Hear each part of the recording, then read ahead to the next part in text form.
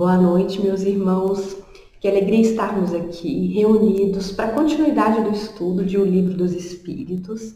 E para que a gente possa, dar início à nossa noite, vamos fazer a nossa prece então. Todos nós, neste momento, fechando os nossos olhos, serenando os nossos corações, as nossas mentes, aquietando os nossos pensamentos e nos imaginando na presença de Jesus. Que possamos então nos sentir envoltos por vibrações de paz, vibrações de alegria, vibrações de esperança, fortalecendo a nossa fé, ao mesmo tempo em que abrimos os nossos corações para os ensinamentos, para o aprendizado que teremos hoje. Que possamos então permitir que a gratidão nos envolva. E se a nossa mente puder colaborar conosco neste momento, que possamos imaginar que estamos recebendo um abraço de Jesus, recebendo um afago talvez dos nossos cabelos, de nosso Divino Mestre, e que possamos então, sabendo de todo o apoio dessa espiritualidade benfeitora, que possamos nos dedicar a este estudo, permitindo que penetre e altere e fortaleça o nosso jeito de pensar, de sentir e vá efetivamente para a nossa conduta, para que tenhamos comportamentos de mais fé, de mais esperança, de mais coragem e de mais alegria, mesmo nos momentos mais difíceis e mais desafiadores, pois sabemos que o Mestre está conosco. Sabemos que os teus emissários, os teus trabalhadores do bem, nos assistem em todos os momentos, que nenhuma das lágrimas que nós derramamos estamos fazendo isto sozinhos, mas sempre na presença do amor, da proteção de Jesus, de teus emissários, todos filhos de Deus, nosso Pai. E que assim seja. E agora, então, vamos dar continuidade ao estudo. A gente está no capítulo 5, que vai tratar da pluralidade, das existências. Na verdade, não é uma questão. É o item 222, a gente fala questão, porque o Livro dos Espíritos ele tem uma sequência de questões. Mas aqui Kardec vai fazer um apanhado geral sobre a pluralidade das existências, para que a gente possa compreender claramente esse conceito, esse entendimento, para que a gente saiba pensar criticamente. Esse é o exercício que Kardec vai fazer conosco, para que a gente consiga fazer uma avaliação crítica, uma ponderação, comparando a unicidade com a pluralidade das existências e a gente possa então entender o porquê e é um fundamento da doutrina espírita a questão da reencarnação.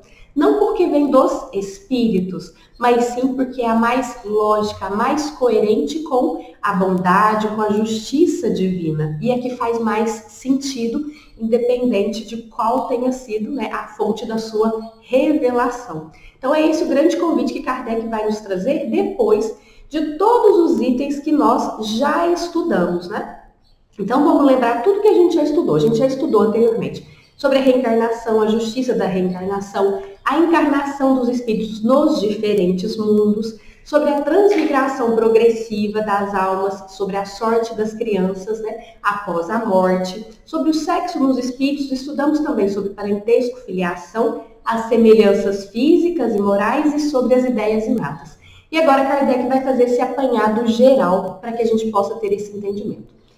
Nós não faremos a leitura de todo o texto, porque nós temos aí 8 páginas. Então a gente vai recortando aqui alguns pontos para leitura, incrementando com as informações, com as histórias aqui para ilustrar. E aí vamos combinando. Estamos agora no primeiro parágrafo e é daí que a gente vai começar. Então, com o Livro dos Espíritos em mãos aqui, na verdade, melhor mostrar a capa, tradução do José Herculano Pires. No primeiro parágrafo, a gente tem essa abertura que Kardec faz, que ele coloca: o dogma da reencarnação, dizem algumas pessoas, não é novo e foi retirado de Pitágoras. Mas jamais dissemos que a doutrina espírita fosse uma invenção moderna. O espiritismo deve ter existido desde a origem dos tempos, pois decorre da própria natureza. Então vamos entender o que Kardec está trazendo aqui para nós. Ele nos coloca que muitas vezes as pessoas, elas combatem o espiritismo ou buscam não acreditar ou desacreditar, desmerecer, desvalorizar, falando que não é novidade, que não é uma coisa nova. E é exatamente isso que Kardec nos coloca. Realmente, a proposta da doutrina espírita não é trazer novidade, não é criar nada, mas sistematizar todo um conhecimento que já está e esteve disponível em vários momentos, mas muitas vezes a partir de alegorias, a partir de metáforas, a partir das famosas parábolas contadas por Jesus.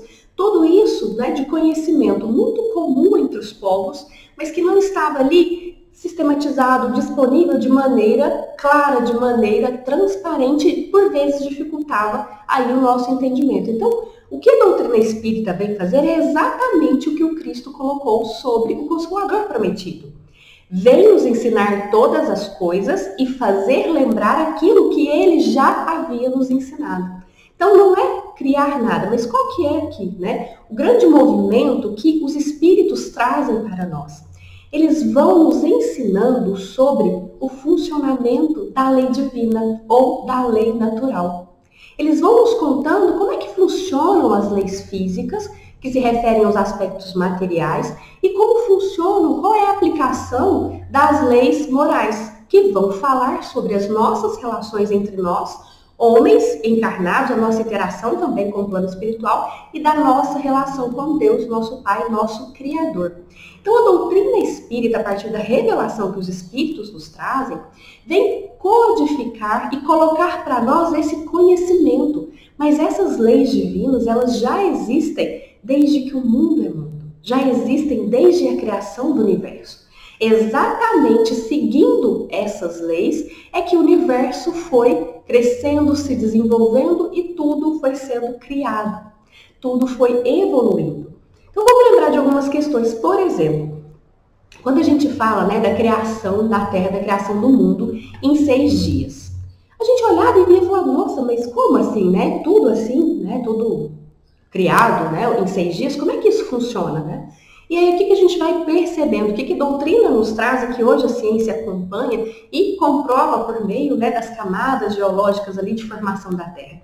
Que não foram 6 dias, mas que correspondem a 6 períodos ou a 6 eras em que tudo isso foi acontecendo. De uma outra forma, outro aspecto que Kardec aborda aqui nesse primeiro parágrafo é justamente a ideia da metempsicose. Então, vamos entender essa metempsicose. O que seria, né, essa metempsicose? É o entendimento que há essa transmigração da alma, que a alma ela pode, né, reencarnar em corpos diferentes, mas que ela poderia reencarnar em corpos diferentes, tanto de homens, mas também de animais e, para algumas crenças, também de vegetais.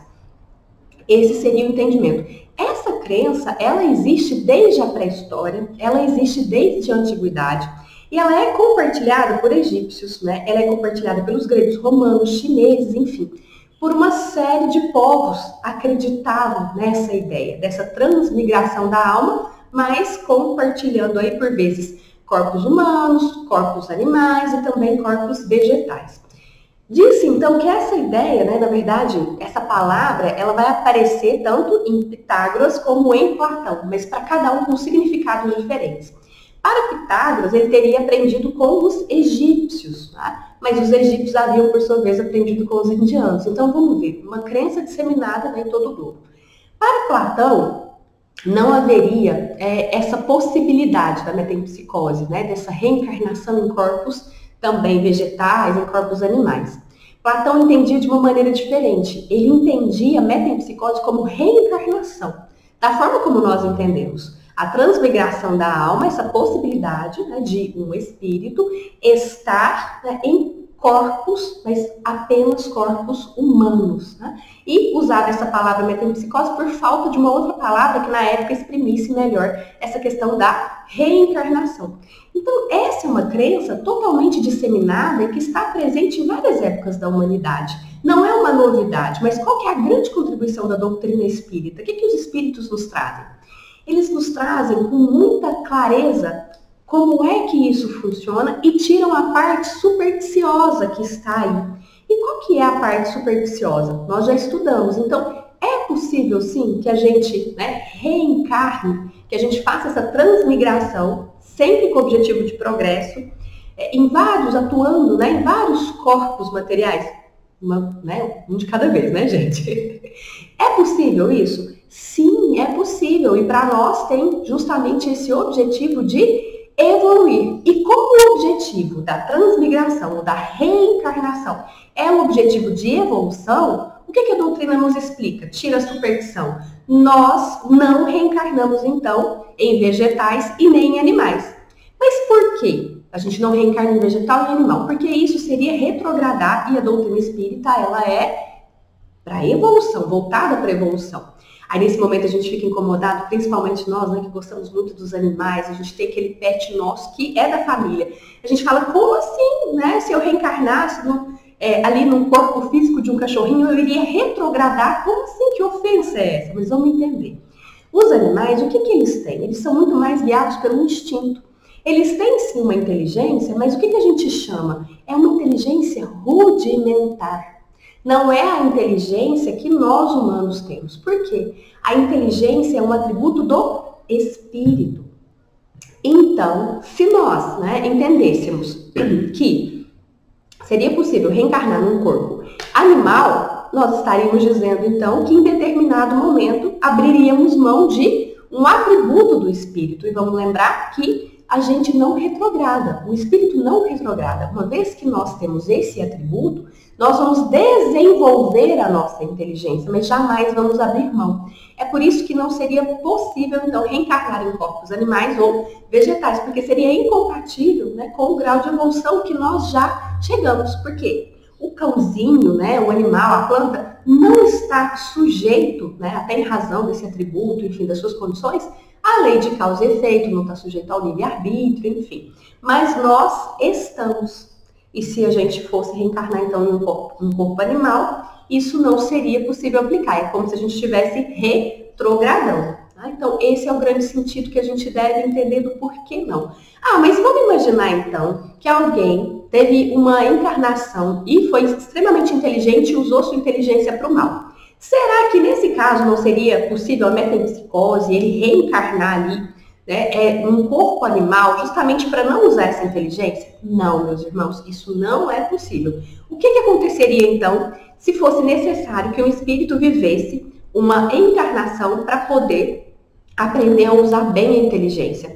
Ele reencarnaria em um corpo humano que impedisse a manifestação da sua inteligência, que impedisse a expressão, mas sim estando ali consciente de toda aquela vivência e retirando todo aquele aprendizado de como é ter a sua inteligência tolhida, para que em outra oportunidade pudesse utilizá-la para o que realmente ela deve ser utilizada, para o bem. Então, não é possível, né, esse processo de reencarnar em animais. É por isso que essa ideia ela foi descartada. E aí vem essa beleza da doutrina espírita. A doutrina espírita nos explica o porquê. Porque não tem retrocesso, porque nós já estamos como espíritos dotados da inteligência. Mas isso não quer dizer também que aquela famosa frase de Leon Denis, né? Que o espírito dorme no mineral, sonha no vegetal, agita-se no animal e desperta no homem. Então vamos lembrar, é todo aquele processo de elaboração aí do princípio inteligente acontecendo, né? No mineral, no vegetal, no animal, e depois, numa nova fase evolutiva como espírito, né? Aí sim em corpos humanos. Tá? Então a gente tem claramente a doutrina trazendo isso. E é o que Kardec coloca no início do segundo parágrafo. Ele fala assim: os espíritos, ensinando o dogma da pluralidade das existências corpóreas, renovam uma doutrina que nasceu nos primeiros tempos do mundo e que se conservou até os nossos dias, no pensamento íntimo de muitas pessoas. Apresentam-na, porém, de um ponto de vista mais racional, mais conforme às leis progressivas da natureza e mais em harmonia com a sabedoria do Criador, ao despojá-la de todos os acréscimos da superstição. Então, é isso que a doutrina vem nos trazer. Tá? Esse conhecimento, agora, que já esteve presente, mas às vezes com deturpações, com superstições, mas de forma muito mais clara, de forma muito mais transparente, muito mais organizada, né, muito mais didática, para que a gente possa ter esse aprendizado, acesso a esses ensinamentos, relembrando sempre, né, o que o Cristo já havia nos trazido, mas livre de qualquer má interpretação, de qualquer superstição. Agora a gente vai avançar um pouco mais. No quarto parágrafo, Kardec vai falar sobre outro argumento que as pessoas usam, às vezes, para combater a doutrina espírita, né? Ou a doutrina espírita, na verdade, aqui não, né? Mas que vão usar para combater a questão da reencarnação ou pluralidade das existências. Qual que é o argumento que algumas pessoas vão trazer? Ah, mas eu não gosto da ideia. Não, eu acho desnecessário esse, né, aspecto de ter que reencarnar. Para mim, só uma existência basta, né? Então, o que Kardec vai colocar para essas pessoas, né, que têm essa ideia? Que não é o que nós desejamos, né? Não é o que eu penso, que eu acho, que eu quero. Na verdade, é aquilo que é necessário para o nosso progresso. Deus não nos consulta o que a gente acha ou como a gente acha que deve progredir. Não é essa consulta. Porque vamos imaginar, se Deus pergunta, né, o que a gente quer, como é que a gente deseja que sejam as coisas? Aí a gente ia falar assim, não, eu quero ser o mais rico, eu quero ser o mais inteligente, não, tudo tem que ser para mim. Como é que ia fazer? Mas se dois pedissem para ser já o mais rico ou o mais inteligente, já ia dar problema, porque não ia ter como atender, né, o pedido dos dois. Justamente porque a gente não tem esse desenvolvimento e essa visão mais ampla. Então não dá para que Deus organize, né, a lei divina, a lei natural, a partir dos nossos desejos, do que a gente acha. Ele organiza e já está, né, organizado de acordo com aquilo que é melhor para nós, sempre levando em consideração essa questão do progresso. E aí a gente vai entender que essa questão da reencarnação, ela estava, né, sim, a princípio, inclusive para os nossos irmãos católicos. Então, essa possibilidade da pré-existência da alma, da reencarnação, já era considerado, mas foi no ano de 553 que algumas pessoas que não gostavam da ideia fizeram a alteração. Então, deixa eu só checar aqui, ó, no Concílio Ecumênico de Constantinopla, o que aconteceu? O imperador Justiniano e a sua esposa Teodora exerceram uma influência para que isso fosse retirado, para que a reencarnação fosse retirada, né? E aí, qual que era o argumento? É que as pessoas não concordavam com a pré-existência da alma, né? Que a alma já existia antes da criação do corpo físico. Não havia, né, então, esse consenso. Então, eles falaram, vamos, né? Eu não concordo com isso, não estou concordando, mesmo que já esteja na Bíblia, vamos retirar. Olha que interessante, né? Não gosto da ideia e aí eu retiro. Mas não é porque a gente não gosta de uma ideia que ela não acontece ou que ela não é verdadeira. E se a gente for olhar a Bíblia, lá em Jeremias tem uma passagem, né, no primeiro capítulo, versículo 5, que fala assim: antes que eu te formasse no ventre materno, eu te conheci. E antes que saísses do ventre da madre, te consagrei e te constituí profeta das nações. Então, já estava na Bíblia essa questão da pré-existência da alma. Mas nesse concílio, no ano de 553, resolve-se, então, retirar. Mas o que a gente pode dizer, então, né, de Jesus? A gente vai ver outras passagens aqui, mas tem uma passagem que está no Evangelho de João, capítulo 8, versículo 58, que Jesus diz assim: em verdade vos digo, antes que Abraão existisse, eu sou. Então, o que a gente vai entendendo? De toda essa pré-existência da alma, antes mesmo, né, de ter aqui um corpo físico sendo gerado para poder habitar, receber, né, esse espírito, essa alma no período da sua encarnação. Mas, muitas vezes, né, quando se discorda da ideia, a gente tenta deixar de lado. Mas não é porque a gente tenta deixar de lado que não existe, né? E aí Kardec, no final desse quarto parágrafo, ele é bem gentil, né? Porque assim, olha, você pode até não concordar, mas não significa que você não concorde, que não aconteça. Mas ele ainda traz um consolo, né? Olha como Kardec coloca, ele fala assim: diremos, entretanto, a essas pessoas que não gostam da ideia da reencarnação, para tranquilizá-las, que a doutrina espírita sobre a reencarnação não é tão terrível como pensam, e que, se a estudassem a fundo, não teriam do que se assustar. Saberiam que dessa nova existência depende delas mesmas. Será feliz ou desgraçada, segundo o que tiverem feito neste plano. e podem, desde já, elevar-se tão alto que não mais deverão temer nova queda no lodaçal. Né? Então, assim, nova queda em reencarnações difíceis, reencarnações complicadas. E é isso que Kardec faz, traz, né? Independente da gente gostar ou não, a reencarnação é uma realidade que já constava, né, do Antigo Testamento, que Jesus vem e nos traz, ele reafirma para nós, mas que independente disso, não nos preocupemos, façamos o nosso melhor, porque é disso que vai depender o nosso futuro. Então, não adianta lutar contra algo que já está estabelecido, que vai acontecer, e a gente vai perceber agora na sequência que é o melhor para nós, né, que vai mostrar efetivamente essa bondade e essa justiça, o amor de Deus para conosco. Pausa para a água, né? Senão a tosse vem, gente. Agora, nós vamos avançar para o 7º parágrafo. No 7º parágrafo, a gente vai começar, né, vendo o raciocínio de Kardec, né, falando o seguinte. Ouvimos algumas vezes este raciocínio. Deus é soberanamente bom, não pode impor ao homem o reinício de uma série de misérias e de tribulações. O que Kardec está, né, aqui nos convidando? A avaliar mais esse argumento que as pessoas usam para falar que não existe a pluralidade das existências ou de que não existe a reencarnação.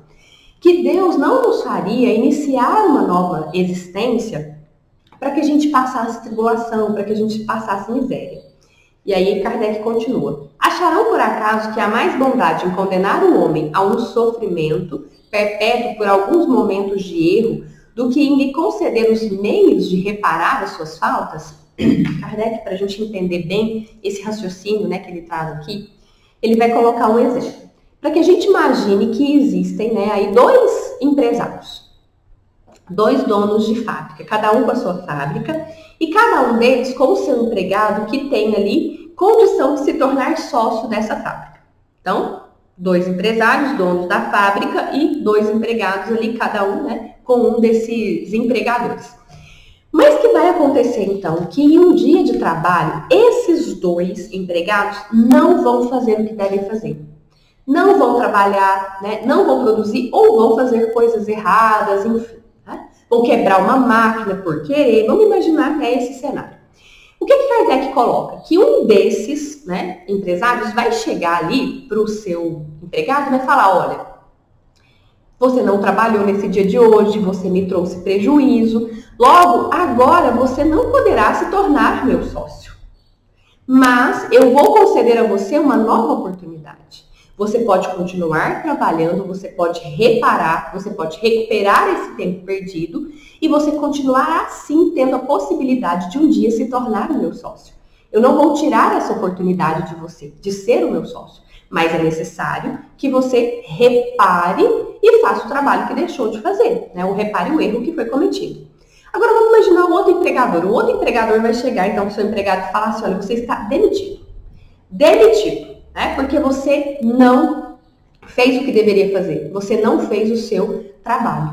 Não tem mais a oportunidade de um dia desfrutar da posição de ser meu sócio aqui na empresa, aqui na firma, aqui na fábrica. O que nós diríamos, né? O que nós falaríamos diante dessa situação? Quem foi mais misericordioso, quem foi mais humano? Naturalmente, meus irmãos, aquele que concedeu uma nova oportunidade. Que combinou, sim, a reparação, a retratação do que havia, né, do que não havia sido feito ou do erro, mas deu a oportunidade. E é isso que Kardec coloca mais na sequência desse mesmo parágrafo, do 7º parágrafo. Ele fala assim, Deus, que é a própria clemência, seria mais inexorável que um homem, como é o caso, né, do segundo patrão aqui. O pensamento de que a nossa sorte está para sempre fixada em alguns anos de prova, ainda mesmo quando nem sempre dependesse de nós atingir a perfeição sobre a terra, tem qualquer coisa de pungente, de angustiante. Imagina, meus irmãos, nós só temos essa oportunidade.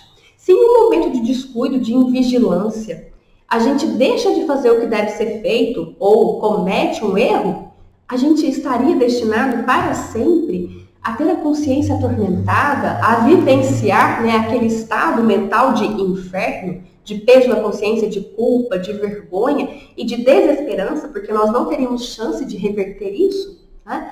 Isso traz muita angústia. E aí o que Kardec continua colocando? Enquanto a ideia contrária, que é a da pluralidade das existências, da reencarnação, de nós termos uma nova oportunidade, como foi dado a um desses empregados, né, que não aproveitou ali, desperdiçou o dia de trabalho. Então essa ideia é eminentemente consoladora, pois ela não nos tira a esperança. E essa ideia de que nós temos uma nova oportunidade, ela não é só consoladora, ela não só nos traz a esperança, mas ela também nos incentiva a sermos melhores, né? Então esse é um ponto para a gente examinar. Por quê? Né, Kardec coloca aqui mais na frente, ninguém gostaria de um julgamento sem apelo, de um julgamento sem defesa. Pausa para tosse. A gente não convida, mas ela vem. Então eu peço desculpa. Enquanto isso, né, vamos tomar uma água. Também, né, vamos respirar. Abanar se estiver fazendo calor aí, porque aqui tá fazendo calor. E vamos continuar. No 8º parágrafo agora, nós vamos ter aqui o raciocínio de Kardec para que a gente compare as duas possibilidades. Então, nós temos aqueles que defendem a unicidade da existência, que seria no exemplo que Kardec deu, aquele empregador com aquele empregado, o empregado não cumpre, não faz o seu trabalho naquele dia, então por esse erro, ele acaba ali de alguma forma sendo punido e não tem mais a chance, né, de se tornar um sócio.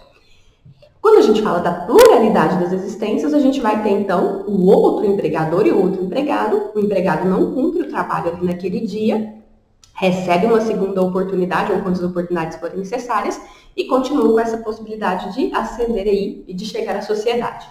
Mas agora, ele vai, então, nos colocar justamente esse aspecto, né, de trabalharmos com a unicidade da existência. Então, a gente só tem a possibilidade, né, de passar pela existência uma única vez, certo? Então, ele vai começar com essa análise. E aqui ele pede para que a gente seja bem racional e esqueça, né, nessa nossa análise, que essa é uma ideia que nos foi, né, trazida, revelada pelos Espíritos.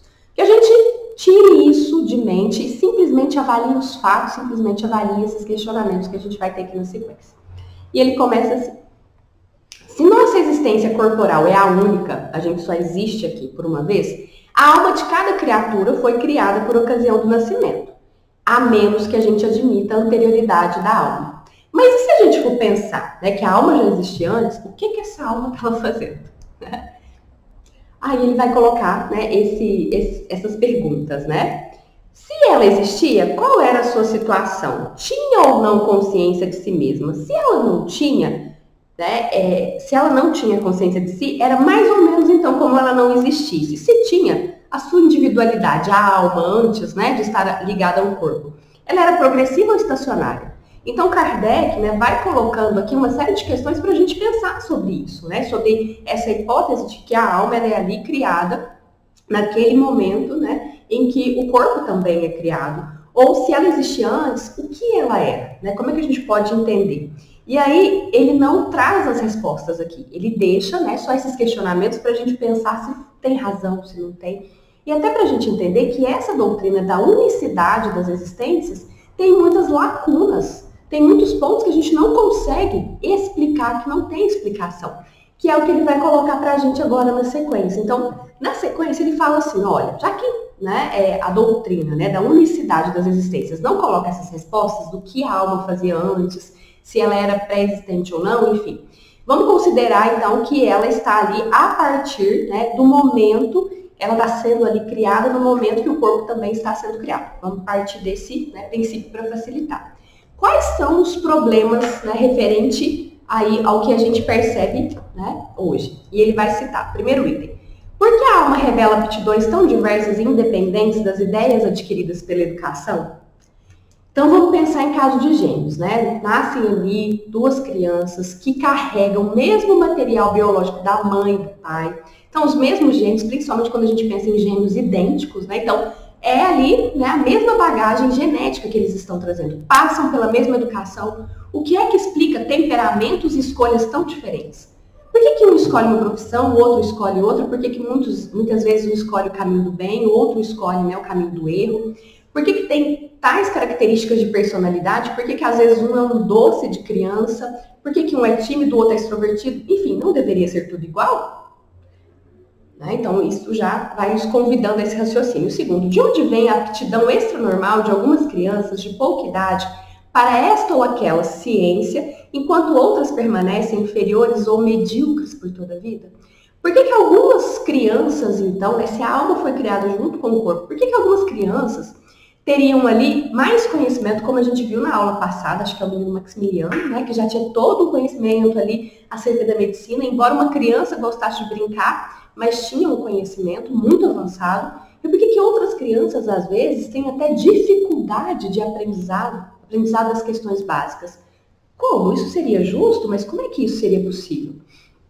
De onde vêm para uns as ideias inatas ou intuitivas que não existem para outros? Então vamos pensar, às vezes a gente conhece algumas pessoas que já têm tanta fé, não é? E outras que não desfrutam. Às vezes tem um pessimismo, uma descrença, em nada acreditam, né? Pensam que tudo é só sofrimento. Como é que explicaria isso? Por que algumas pessoas, mesmo sem ter acesso a uma religião, constroem uma fé tão forte, tão robusta, e outras não têm essa mesma condição, não partilham, né, desse mesmo atributo, dessa mesma característica? Mais um ponto. De onde vêm para certas crianças os impulsos precoces de vícios ou de virtudes, esses sentimentos inatos de dignidade ou de baixeza que contrastam com o meio em que nasceram? Então, por que desde muito pequeno uma criança já pode ali se mostrar inclinada ao vício? Né? Aquele vício ali de pegar o brinquedo dos colegas, esconder, né?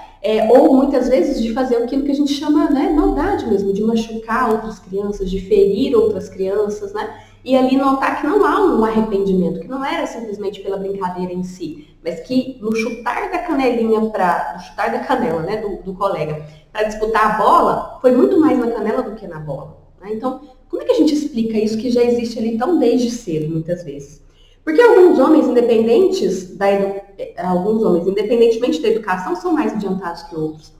Aqui a gente vai lembrar de pessoas, às vezes, que a gente conhece, que não frequentaram a escola, não tiveram oportunidade de estudar, mas que se você sentar para conversar, você vai perceber uma sabedoria, né? Uma tranquilidade. A pessoa não vai falar palavras bonitas ali, ela não vai falar, não é um vocabulário elaborado.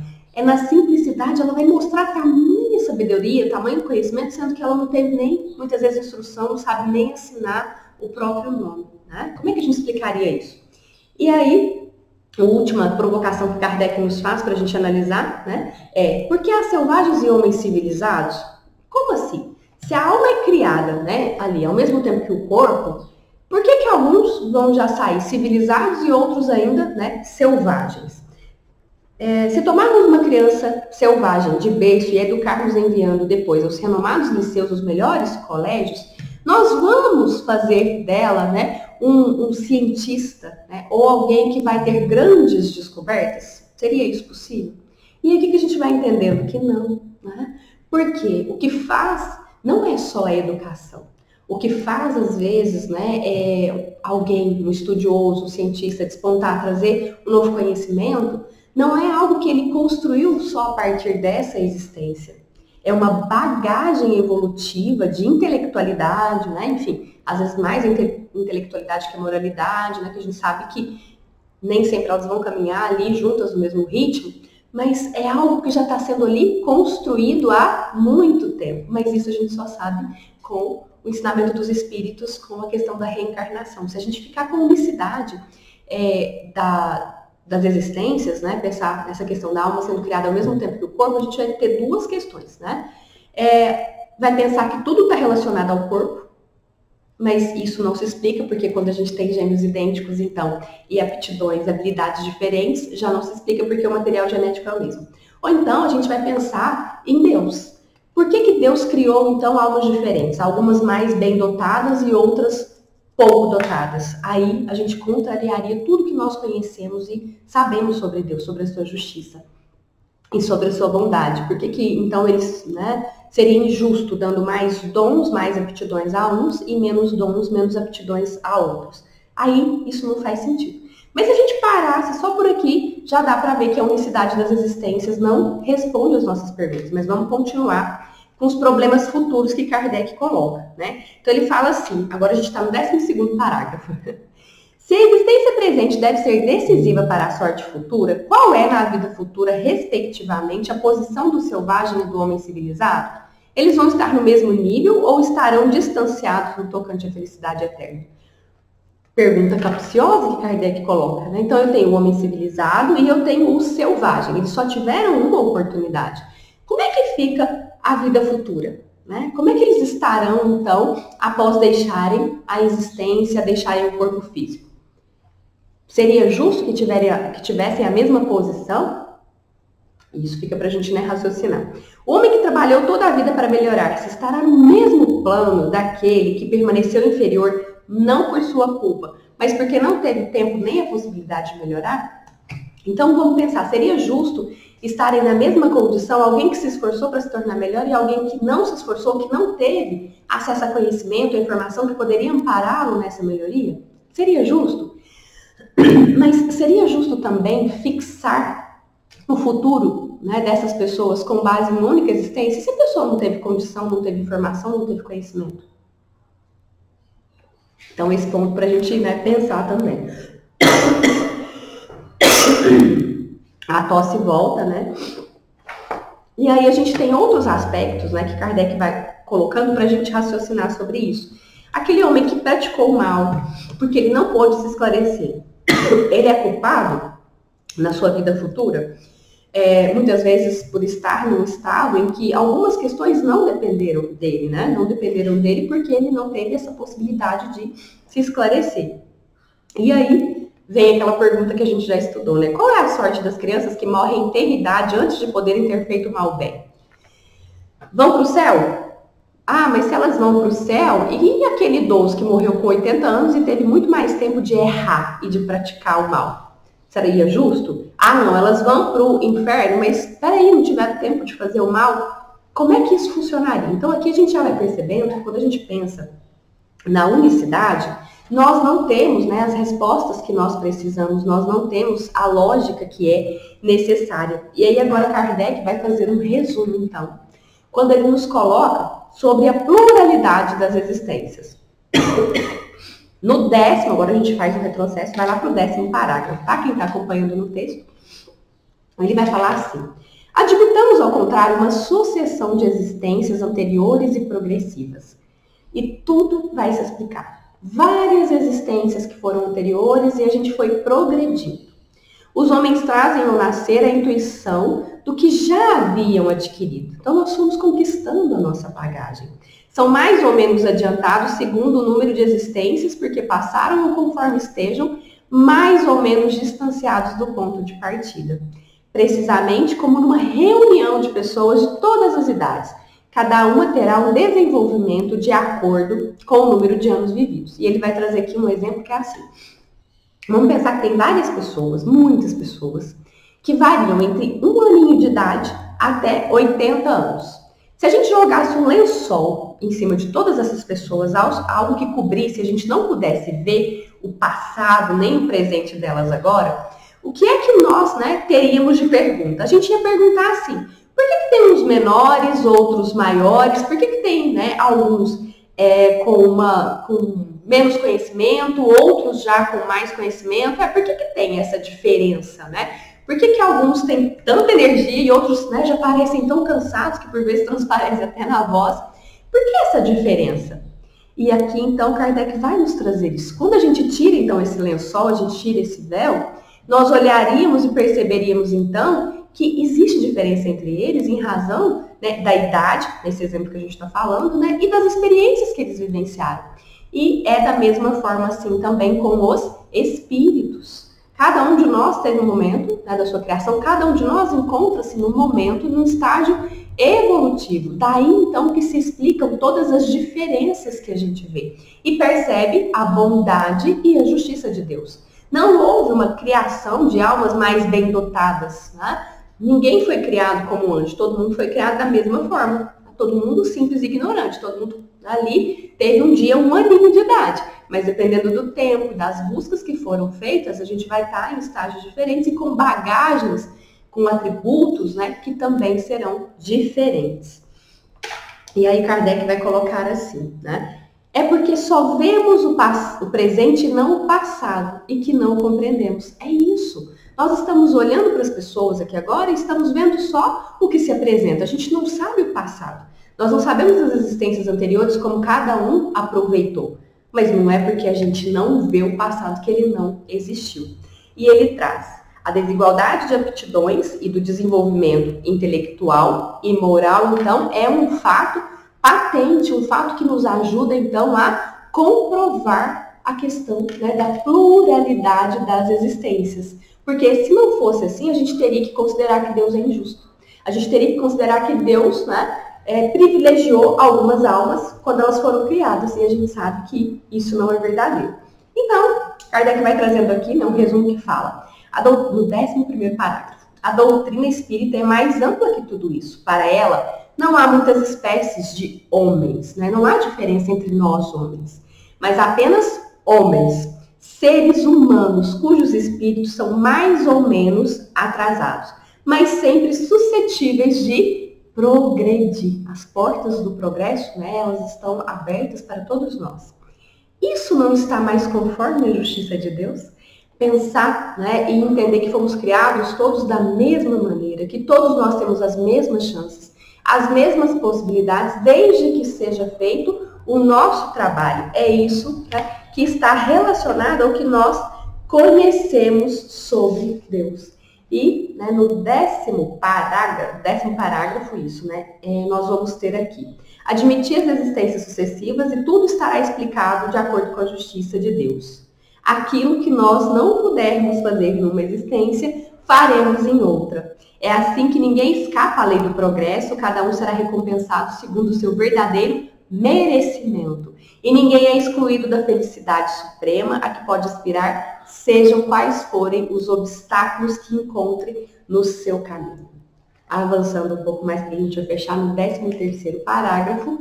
O ponto essencial é que se apoia na imortalidade da alma, nas penas e recompensas futuras, no livre-arbítrio do homem, na moral do Cristo, e não é antirreligioso. Não é somente, agora eu já estou lá no 14º parágrafo, tá? Não é somente porque ela veio dos espíritos, mas porque nos parece a mais lógica e a única que resolve as questões, até então insolúveis. E aí Kardec vai colocar assim.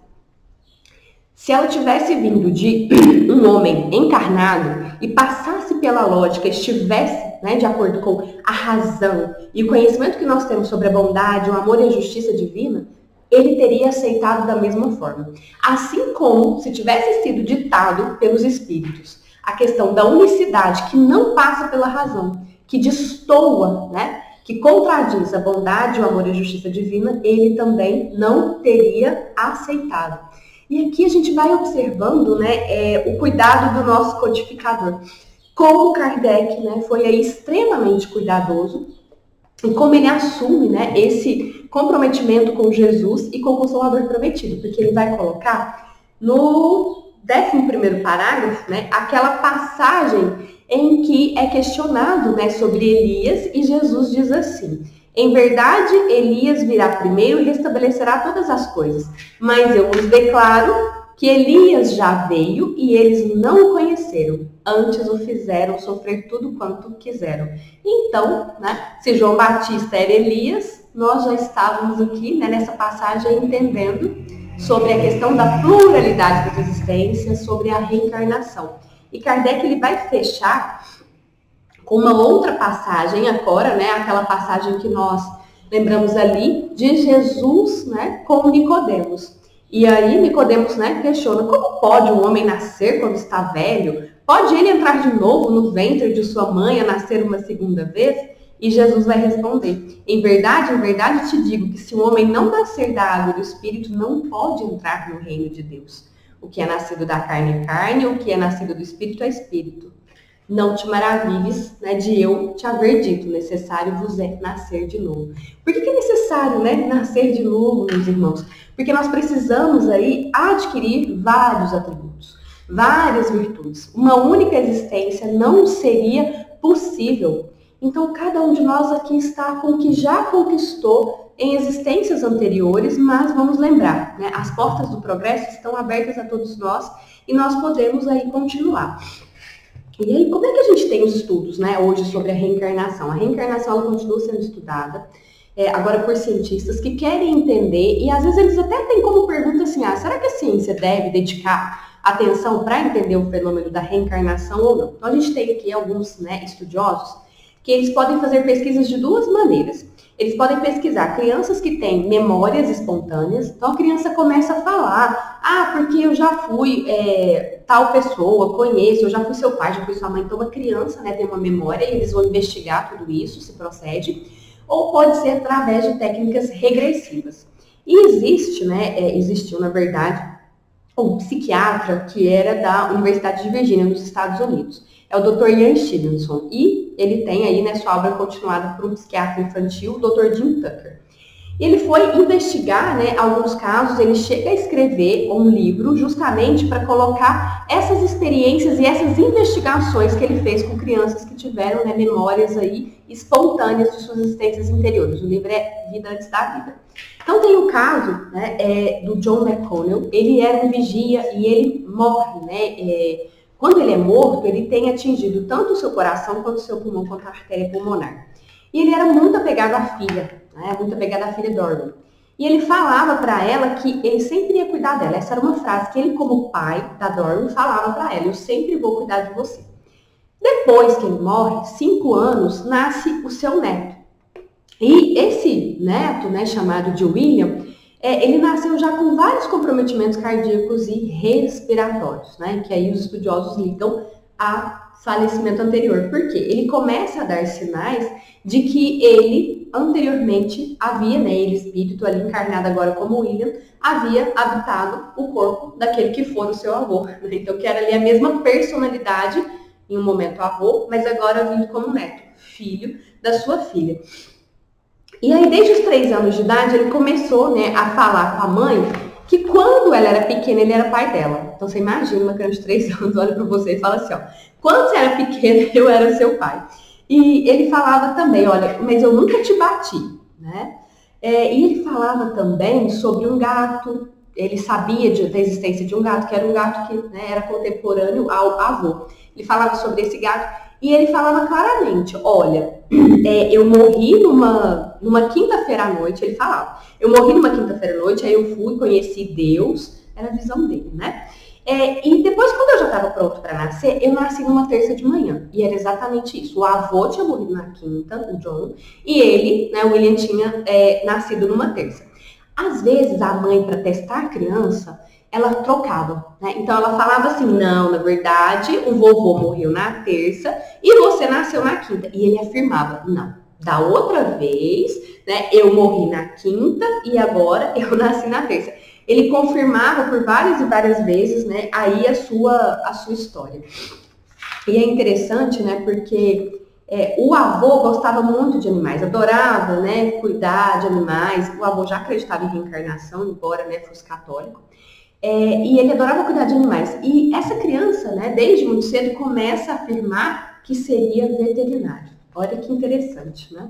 E aí, por fim, né, nosso tempo já está avançando, mas a gente adora os casos, né, gente? A gente tem o caso da Shanti Devi.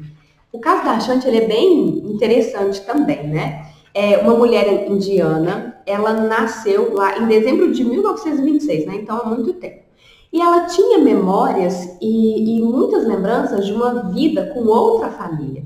Mas a família dela, como ela começou a falar isso desde pequena, a família dela não acreditava, né? Então ela morava numa região da Índia e desde os 4 anos ela começa a relatar a outra existência dela. Ela fala do marido, ela fala do filho que ela tinha, ela dá nome e ninguém dá atenção, né? Porque eles entendem que é devaneio da criança. Como assim?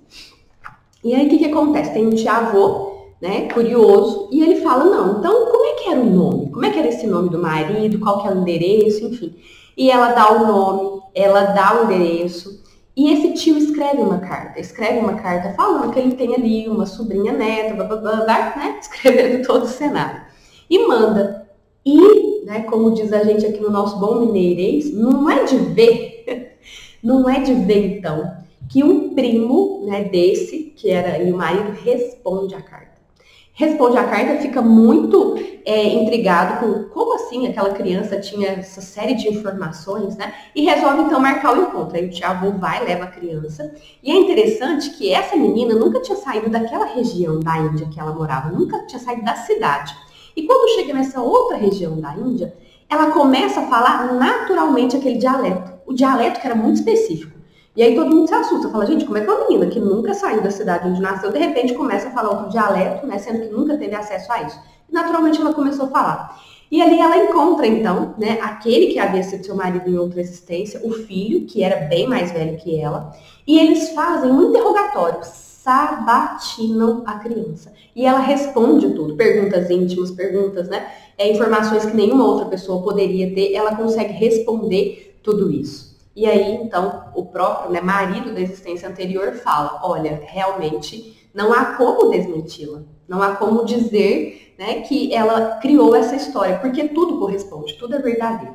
E aí nem sempre a vida dela foi fácil, né, porque durante 20 anos ela foi ali, de alguma forma, né, perseguida por repórteres, né, que queriam entender a história, que queriam tentar desmascará-la, né? Mas conta-se que mesmo 20 anos após tudo isso ter acontecido, esse encontro, né, e todo esse assédio da imprensa, ninguém conseguiu nada que falasse que ela tinha fraudado, né, que essas informações tinham sido dadas a ela, enfim, não conseguiram comprovar nenhum tipo de fraude, que nos leva a crer mesmo, né, que era essa reminiscência e que vai nos comprovando, né, trazendo indícios, na verdade, né, esses estudiosos eles falam indícios, que vão nos trazendo esses indícios da reencarnação, da pluralidade das existências, né? Assim como a gente viu que, né, já existia, compartilhado por vários povos, mas agora com a doutrina espírita de maneira muito mais sistemática, muito mais organizada. E agora, né, nós vamos aqui já encerrando esse tempo que nós estivemos juntos. É sempre tão bom, né, falar sobre a doutrina espírita, tão bom estar, né, reunidos, mesmo que virtualmente, que a gente sempre se empolga no tempo, né? Esse é o nosso grande desafio. Mas vamos agora agradecendo essa possibilidade desse estudo e vamos fazendo a nossa prece. Amado Mestre Jesus, agradecemos pelos teus ensinamentos, agradecemos por todos aqueles que continuaram, agradecemos pela nossa casa, agradecemos pelas oportunidades de aprendizado, e agradecemos também por todas essas bênçãos, por todos estes bálsamos que estão sendo derramados, levados a cada um de nós. Agradecemos também a fluidificação das águas que acontece depositando em cada recipiente o medicamento, o bálsamo salutar para o fortalecimento do corpo, para o fortalecimento do espírito. E envoltos nesta gratidão, que nós possamos observar um pouco mais para nossa presente existência, sabendo da reencarnação, sabendo da pluralidade das existências, sabendo que é um processo evolutivo, progressivo, e que então tenhamos a clareza, a partir do nosso sentir, da análise da nossa atual condição, dos familiares, dos desafios que nos cercam, do que nós viemos aqui fazer. E que nós possamos então nos comprometer em fazer da melhor maneira possível, seguindo os teus ensinamentos, aplicando eles para que, ao deixarmos esta existência, possamos sair felizes, possamos sair sorridentes, com a sensação do dever cumprido. Amado Mestre Jesus, ilumina-nos a cada dia. Nossos espíritos protetores, anjos da guarda, que possamos estar cada vez mais próximos de vocês, recebendo as tuas orientações, recebendo as tuas intuições, para seguirmos sempre no caminho do bem, o caminho que Jesus nos ensinou. E que assim seja.